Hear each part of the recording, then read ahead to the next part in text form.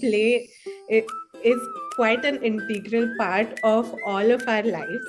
Bibble lines up insect toys again and again. It is play. Yeah. It is a repetitive kind of a play. A lot of kids play this way. Pretend play is when they're playing with their dolls, giving them dialogues, playing with the kitchen set, all make believe. When a child gives you, okay, here, mom, I made you some Maggie. Pretend to eat it now. So I've done this so much in my life. I can't even count how much I've done this. There is another kind of play which is relational and social play, and this is done with many people around. Play behaviors shape your career, right? Shape what you do in your life. So that's how important play is. Make sure that the play is child-led and not parent-led. You can make a structure for your child as to how to play, but you can't tell them how to play. Don't tell them, otherwise you'll lose something very important, and that is data. Okay, if you observe that your child is playing more, has a more dominant constructive play, the way your child is engaging with is more constructive, you can slowly introduce pretend play in that construction. A lot of innovation comes out of it. Play is really interesting and a very, very interesting topic for me. It's because I love to play, like I loved to play when I was a kid. I had a lot of friends. I had a big social circle in my apartments. And if you're all 90s kids, okay, I want to point out a little bit to parents who have joined from our WhatsApp groups. This is a session for parents and educators, and it's okay if your child joins along with you. It'll be a nice session for them as well. But this session is primarily designed for parents. Okay.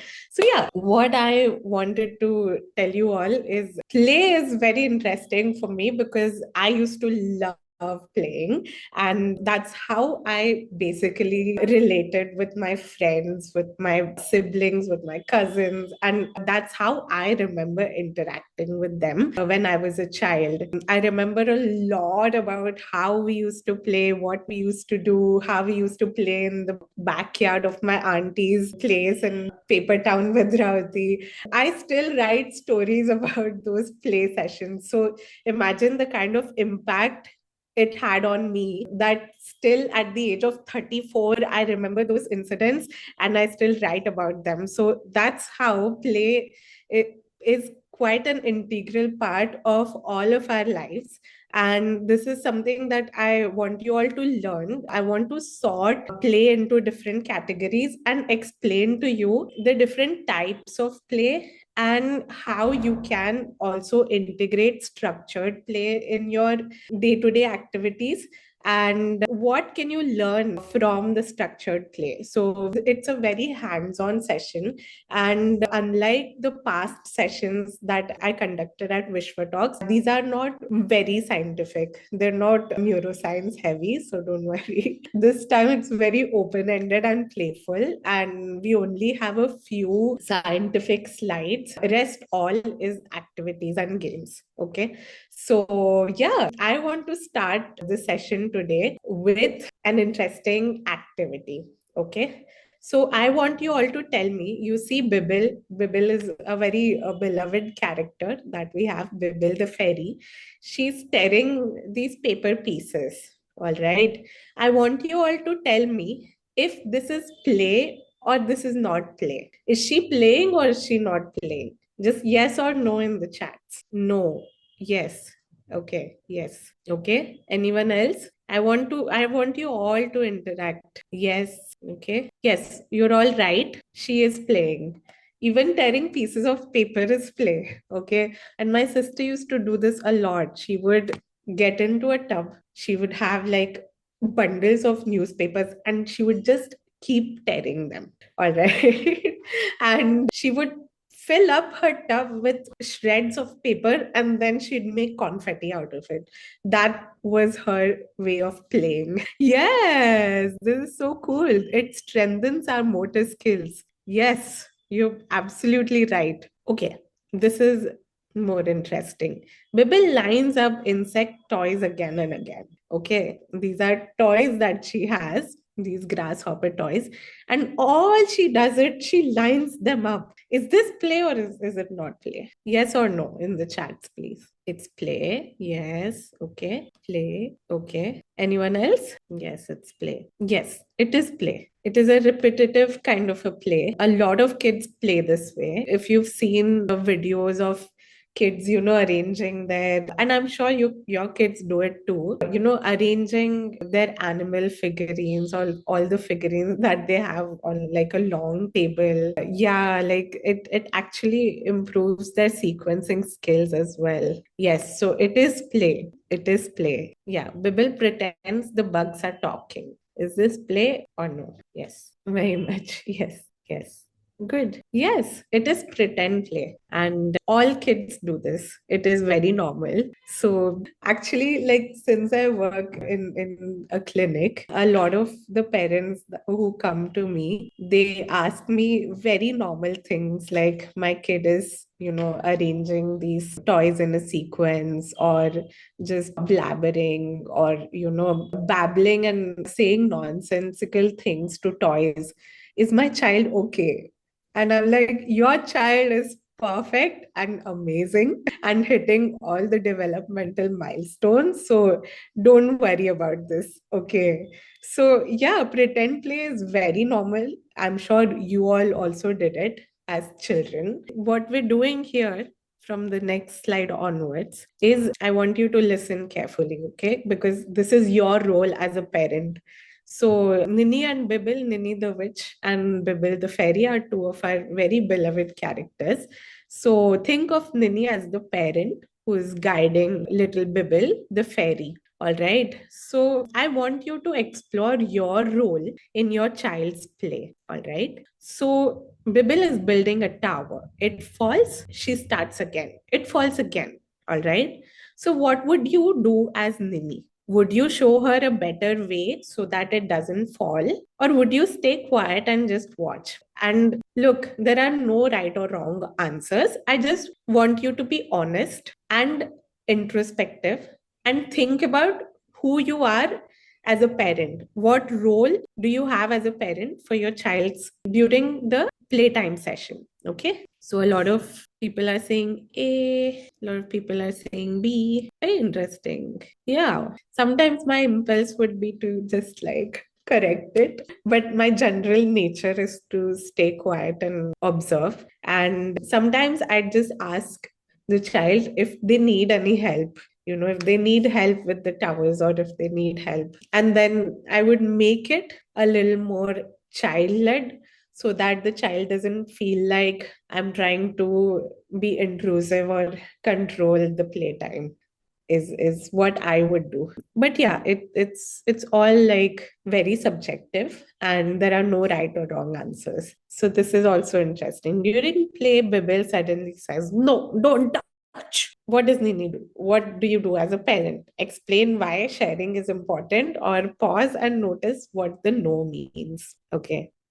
A, B, pause and notice B. Quite a diverse crowd that we have here. Very nice. Yeah. It's very interesting how you're also introspecting now as a parent. I won't tell you my answer because I don't want to confuse you all and be like, okay, this is the right way to play. I want this to be a more introspective session for you all. All right. So we looked at a bunch of examples on how Bibble plays. So technically, there are these different types of play. Okay. One is exploratory play, touching, tearing the paper, throwing, repeating, sequencing. Sequencing can also be grouped under constructive play, right? Constructive play is, stacking blocks, even arranging like a lot of these interesting figurines that can also come under constructive play. Repeating a song, dancing to the same song is also exploratory. Okay. Pretend play, symbolic play, as we all know, it's actually my favorite kind of play because I'm into storytelling and we do pretend pretend play and role plays a lot. So, pretend play and symbolic play is when they're playing with their dolls, giving them dialogues, playing with the kitchen set, all make believe. When a child gives you, okay, here, mom, I made you some Maggie, pretend to eat it now. So I've done this so much in my life. I can't even count how much I've done this. All right. Talking toys, puppets, these are all pretend and symbolic play. People have done some very interesting things with pretend play, which is, just puppeteering or say any kind of drama, theater, movies is all imagination, right? It is somebody's imagination and you're seeing it on screen. So they just took that pretend play from childhood to the movie theater. Yeah. All right. So repetitive and regulating play. Some kids love to do the same thing again and again, right? If they're playing with the same doll, if they're dancing to the same song. So it can also come under exploratory or repetitive or regulating play. There is another kind of play which is relational and social play, and this is done with many people around, and that is the best thing. That I really loved social and relational play because I grew up around so many kids that I loved to collaborate. I love to come up with like different concepts together, and this is something that I still do in my career. I love to collaborate. I love to work with other people. So there are a lot of TED Talks and a lot of research on how play behaviors shape your career, right? Shape what you do in your life. So that's how important play is. And imagine we don't let our kids play in this day and age of this digital social media or, like studies and tuitions and this and that. We don't let our children go to the backyard and play. So play is an extremely important part of your development. So, yeah, I would suggest you all, if you don't let your children play, maybe start slow, let them go out for like 15-20 minutes and then increase it over time. Yes. So, this is question time. Okay. You've all learned by now what types of play, about types of play, and how Bibil was playing with the shreds of paper and everything. So tell me one incident, one play incident that you remember from your childhood, and also try and group the incident into the kind of play that you were exploring. Do you get my question? Think of one incident, a play incident that you remember, what you remember from your playtime when you were a kid, and also try and group it into types of play. So, for example, what I remember is making a clay house, like a, what do you do with like the sand pit clay thing, mound a mountain out of clay, okay, and a clay fort basically. And we basically also decorated them with candles. So it was constructive play and relational play because I did it with two of my cousins, and I also constructed something, right? So that was constructive play and relational play. Kitchen set, pretend play. Very good. Drawing on the wall, playing home, and cricket. So, drawing on the wall is exploratory. Okay. Playing at home, I mean, depends on what you are playing. Cricket is a rule based game. It can come under rule based or relational. I would explore a lot of pretend play with clay. Very nice. I love the responses. Hide and seek on the street. Yay, I love it. Explore a lot of pretend play, after which clay play made fingers like dolls. Okay, yeah, yeah, yeah. I also remember that I would make expressions on my fingers and then also like make the finger wear some clothes or something. That was pretty popular. Social play, hide and seek, six stones and a ball. Constructive play, arranging stones, mangoes, flowers in the backyard. Teacher, pretend play with all toys as my students. This is great, amazing. Pretend play imaginary role of a teacher. Yes. I used to pretend to be a doctor and my sibling as a patient, so pretend play. Very nice. Doctor, professional plays. Very nice. I remember at age 6, I used to play with kitchen set, hide and seek. Chinese whispers is a great example of relational and social play. I loved Chinese whisper. Ghar ghar and make rooms, kitchen, living room with stones, bricks around the ground. Yes, constructive and pretend play. A lot of plays, types of plays kind of overlap with each other, right? So I'll tell you all, my favorite experience was relational play along with constructive play, like building the clay house thing. And I kid you not, this is what I do in my career. I build things, right? I write stories and I build things and I do it with other people. So yeah, this is how it helped me. I don't know if Chirag is here, my colleague Chirag.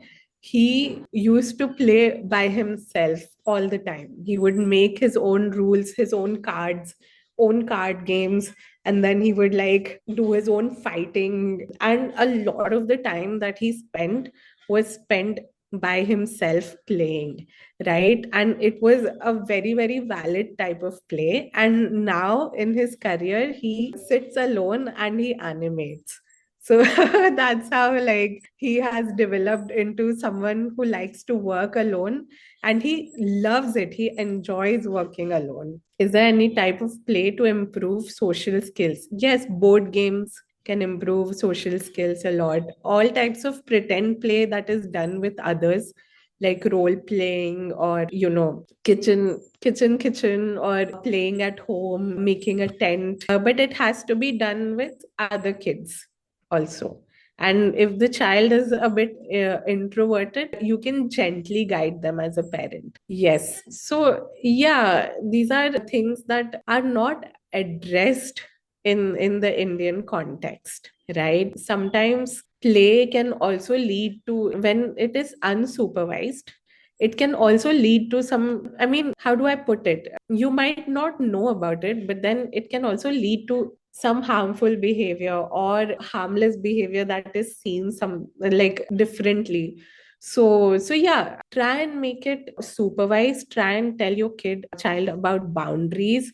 Try and understand that a lot of kids just are very exploratory and they're playing, and it is very normal in exploratory play to think about relationships, like how they see in their lives, right? Husband and wife, or they take on very different roles.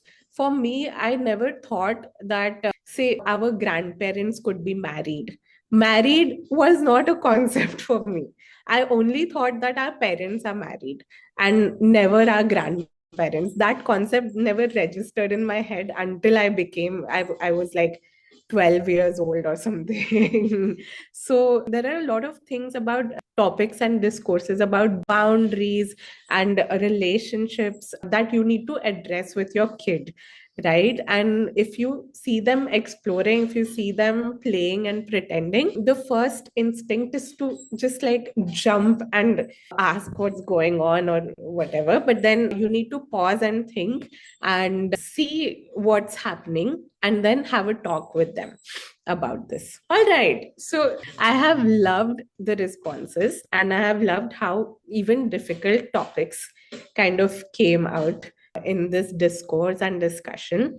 So, yeah, let's move ahead. This is the next slides are going to be about your role as a parent, and it will make things more clearer for you. All right. So back in the day, this was my first research paper on play, and we were analyzing how parents, what the role of a parent is in the play session that we were recording. All right. So a lot of parents were partners in play for help, and the parent was also happily reverting back, and they looked like partners. All right. There is also a helper stage where the child is struggling, the parent is seeing that.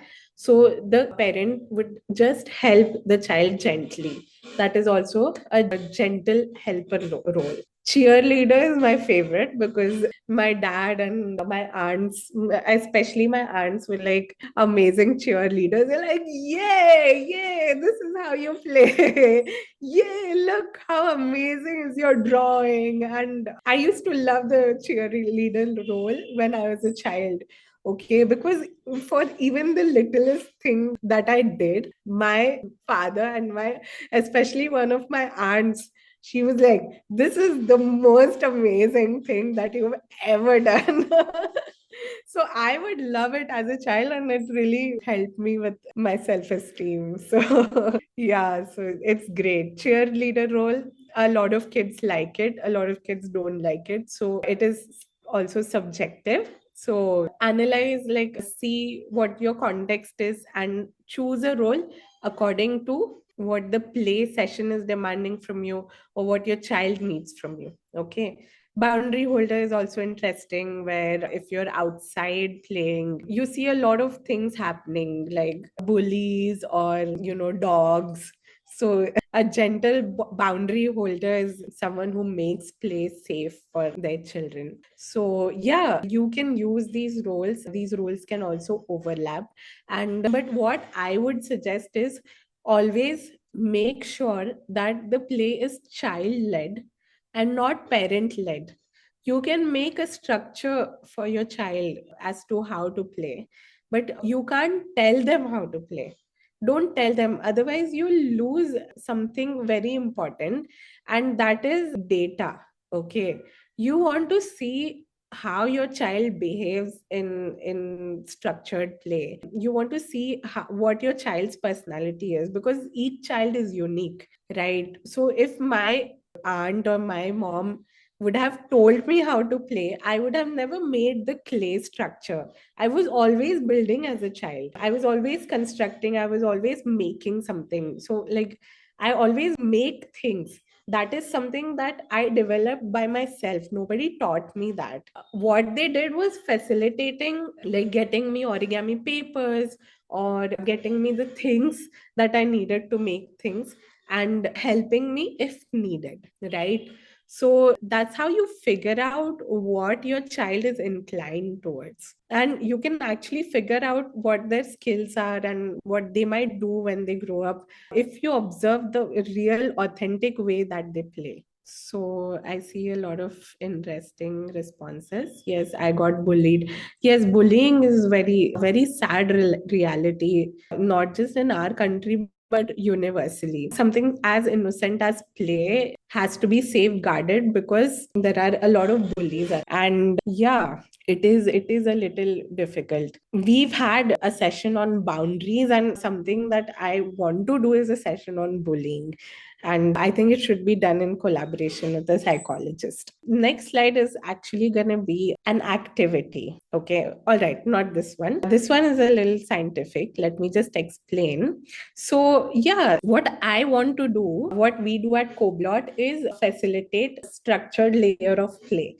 So, and if you have attended any of our storytelling sessions or read our stories, what we do is we give you a story. There is a world inside the story, and then we ask the kids to play inside that. Okay. So, the first part is the story, and the next part is the activity. So that's how we function in the Coblot Story Club.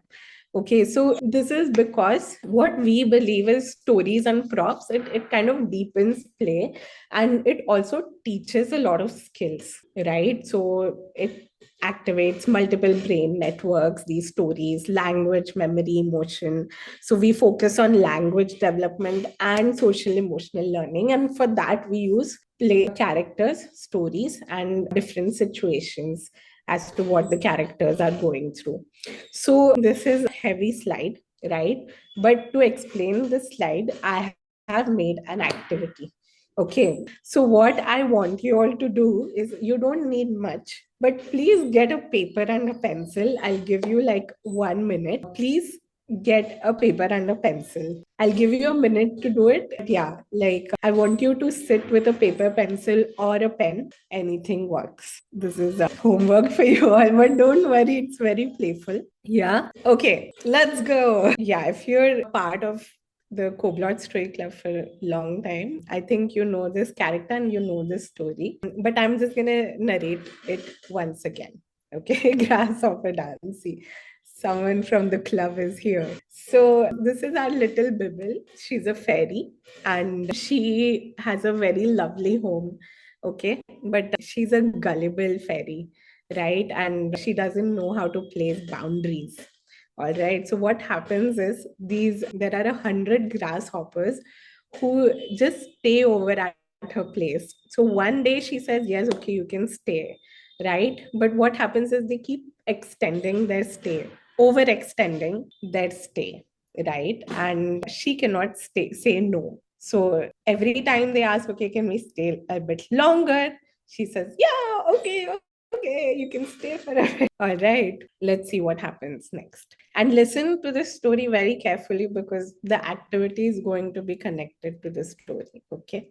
So I want you all to listen carefully. Yeah. So she is at school. She has these exams and she's so stressed about the grasshoppers that her exams don't go well.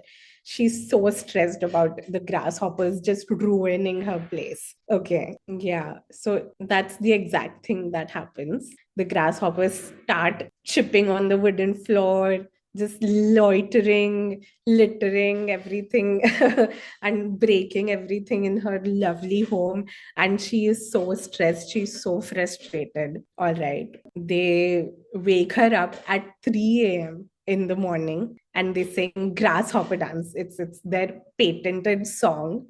And they dance on a wooden floor. They sing and they disturb her so much that she's more stressed now. All right. Yes. Now she's feeling all these emotions. Okay. She's feeling frustrated when the one that you see in red, she's so frustrated and so stressed. The fire thing is anger. She's so angry. She's angry at the grasshoppers. She's so sad that she's not able to say no, right? And she wants to hit the grasshopper with a hammer. That's what she wants to do. And all these feelings, she's mixed emotions are very real. So it is very much possible to feel all these feelings when you're feeling overwhelmed, right? So she's feeling frustrated, she's feeling angry, she's feeling sad, and she's feeling resentful, and she wants to just punch the grasshopper. All right. But she actually doesn't because she's a very gullible little fairy and she would never, she's too polite to punch someone. Right. So, all right. So, this was the story. I've only narrated half of the story. What I want you all to do, it's very open ended. Okay. With your paper and your pencil, design a structured play for your child. Okay. If you want Bible characters, you can make these characters.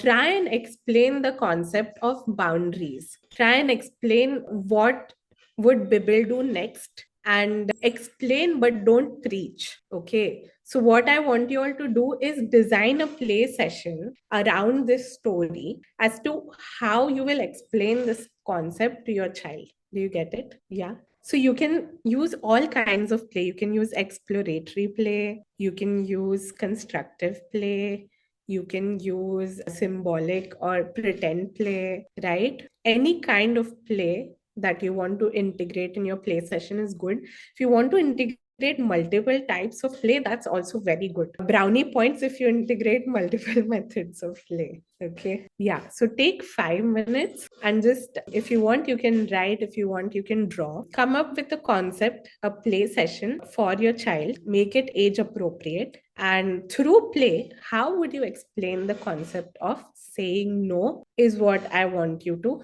take up. I'm clear, right? Take a few minutes. And once you're done, I'll take what I want to do is once they're done, I want to have 3 people explain their play structures to me. Take your time to think. I know it's a little challenging, but think about it. Take your time. Think about the types of play. Think about how you used to play. Everything combined and come up with an intuitive answer. I thought I'll give you all prompts, but I think if it's left open ended, you will give me more creative answers.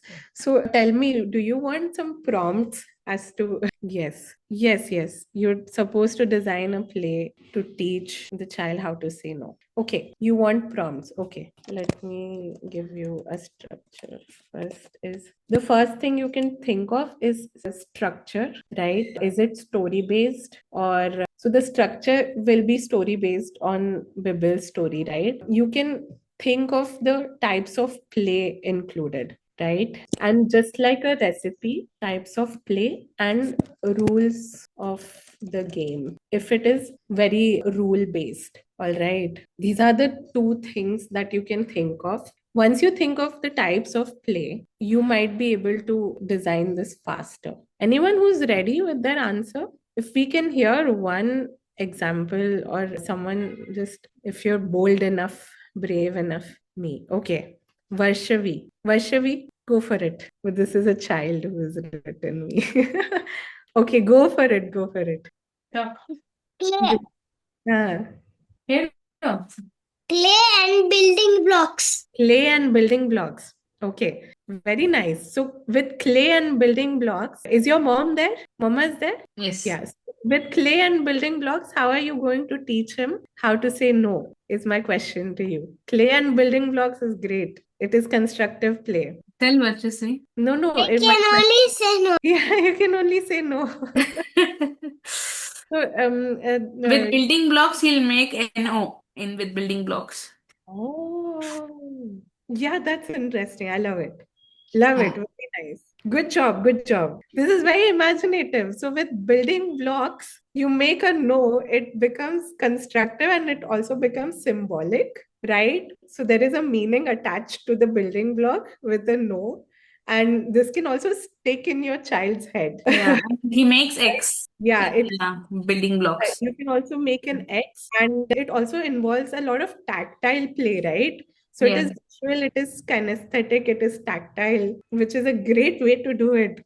I would never have thought of it. Good job. Very good, very good. Very happy with this. Good, good, good. Love it. Anyone else? Thank you, Varshavi. Thank you for expressing this. All right. Anyone else wants to speak? See, this is, you don't have to be perfect. There are no right or wrong answers. We can come up with something so creative. Okay, Mangalam wants to speak. Yeah. So my thought was, how about role play? I don't know how much it would work. So a role play. So the parent or the caregiver does things so much frustrating to the child, or keeps doing the same thing, that this child by himself or herself stands up and says, "No, can you please stop it?" Types, and then a few questions to reflect after that. That was my thought.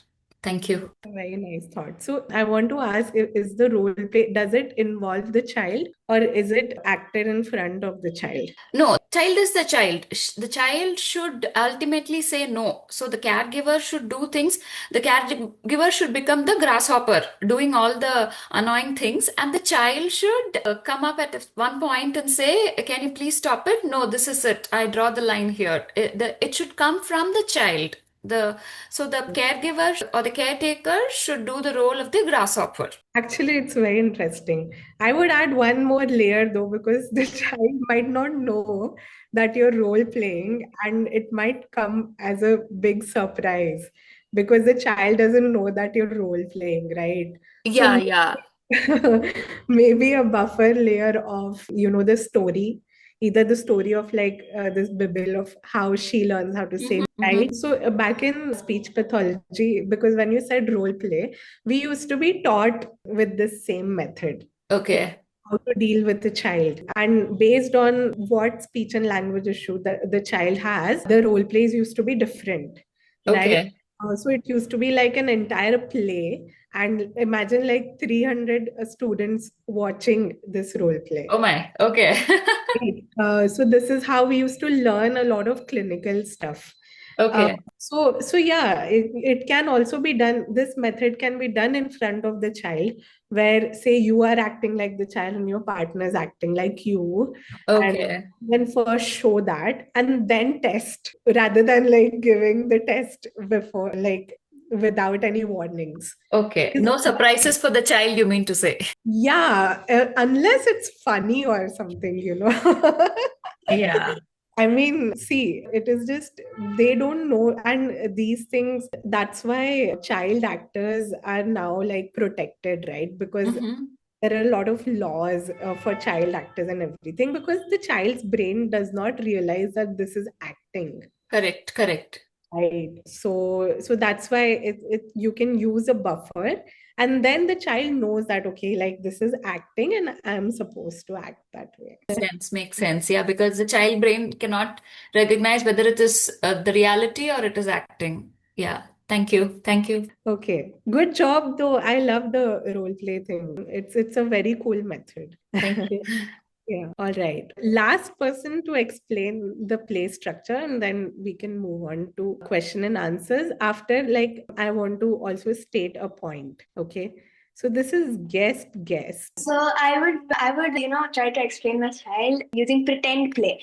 So for example, using her very own toys, if you try to explain her, saying that, for example, this toy teddy has visited Ellie's house, the elf, and is not respecting Ellie's boundaries. So what would you say?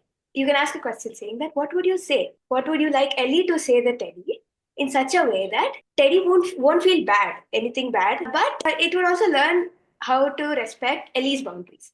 So when I said that, she said that you can probably say that, Ellie, we have to respect each other's boundaries. You can play, you can stay, you can enjoy with me, but respecting each other's boundaries would help our friendship as well as our play go better. So It's very cool. I love it. All three were so different from each other, but then they're also like you can do all the three things together and include all kinds of play.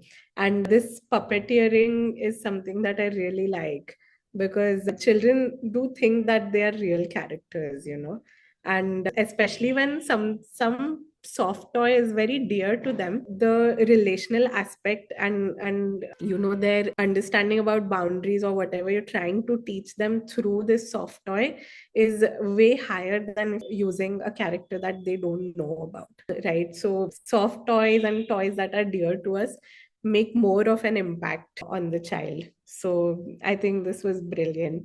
Thank you so much for explaining. All right, so we've heard three responses, and the first one was constructive play. The second one was, say, pretend play and relational play, right? There was a more relational aspect to it. And the third one was pretend play, right? It did also have a relational aspect to it, but it was more of a symbolic or pretend play.